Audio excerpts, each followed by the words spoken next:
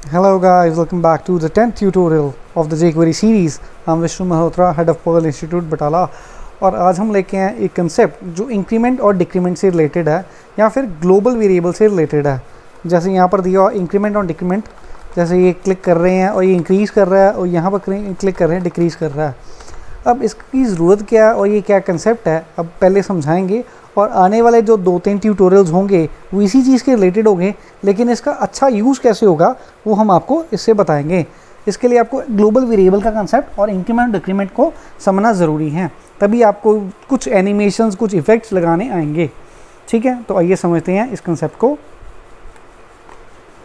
सबसे पहले हमने एक बेसिक स्ट्रक्चर क्रिएट किया हुआ है। यहाँ पर क्या किया, एक डेव लिया है और 2 बटन लिए इंक्रीमेंट और डिक्रीमेंट का, और एक h1 लिया है जिसमें हमने बाय डिफ़ॉल्ट 0 शो किया हुआ है।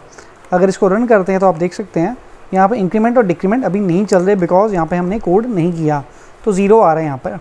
अब इसको कैसे इंक्रीज़ करना है या डिक्रीज़ करना, उसके लिए हम सबसे पहले क्या करेंगे, लेट्स सपोज सबसे पहले हम नॉर्मल लॉजिक लगाते हैं। Button increment equals to this is button 1, तो बटन 1 का ऑब्जेक्ट बन गया और इस पर क्लिक पे काम करेंगे तो फंक्शन यहाँ पर लगा दिया। ठीक है, अब लॉजिक क्या है, सबसे पहले लेट्स सपोज वेरिएबल ले लिया x0 और x को इंक्रीज़ किया by 10, x equal x plus 10, और इसको शो करना है यहाँ पर h1 पे। तो h1 को आईडी हमने दी है ct, तो इस ct को देंगे वैल्यू। तो ct को वैल्यू कैसे देंगे, let's suppose where ct is equal to, अब एलिमेंट हमने ct इसलिए यूज़ किया, कंटेंट देखेंगे इसमें। तो h1 हमारा ये, चाहे आप इसको h1 ही लिख लो कोई चक्कर नहीं है, तो h1 बन गया हमारा ऑब्जेक्ट। तो h1 का HTML कंटेंट क्या होगा, जो x की वैल्यू होगी। सो h1 का HTML कंटेंट क्या होगा, जो x होगा। तो क्लिक करते हैं, अब आप देखो क्लिक किया कोई वर्किंग नहीं है, जस्ट बिकॉज कि यहाँ पर कुछ मिस्टेक होगी। This is 0 and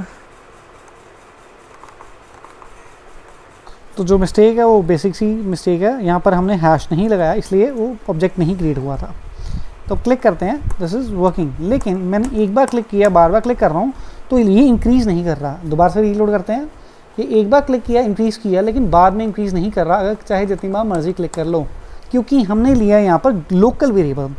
local variable वो वेरिएबल होता है जो फंक्शन के अंदर डिक्लेयर होता है।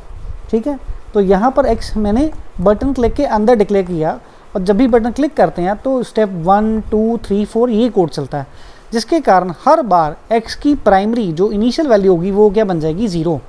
तो मैं नहीं चाहता कि x की डिफ़ॉल्ट वैल्यू 0 रहे, इसलिए मैं क्या कर रहा हूँ, इसको उठाकर बाहर ले जाते हैं। लेट्स सपोज मैंने यहाँ पर x बाहर डिक्लेयर कर लिया क्लिक फंक्शन से बाहर। अब x बाई डिफ़ॉल्ट 0 है, लेकिन कब, ऑन द लोडिंग। सो मैं यहाँ पर कमेंट कर देता हूँ x is 0 on loading only. जब ये पेज लोड होगा तो x की वैल्यू 0 होगी, लेकिन जब बटन पे क्लिक होगा तो x की वैल्यू इंक्रीज़ करेगी। सो 0 + 10 इज़ 10, उसके बाद ये इंक्रीज़ करती रहेगी जितनी बार हम बटन क्लिक करेंगे। लेट्स चेक दिस आउट, ये देखिए अब ये इंक्रीज़ कर रहा है, पहले इंक्रीज़ नहीं कर रहा था बिकॉज ये लोकल था, अब ये ग्लोबल बना दिया तो ये इंक्रीज़ कर रहा है। ग्लोबल का मतलब वो होता है जो वेरिएबल कोई भी फंक्शन कॉल कर सकता है। अब ये बटन क्लिक यहाँ पर है, अब एक और बटन बना लेते हैं डिक्रीमेंट के लिए। So button decrement is equal to, तो डिक्रीमेंट का भी बना लिया।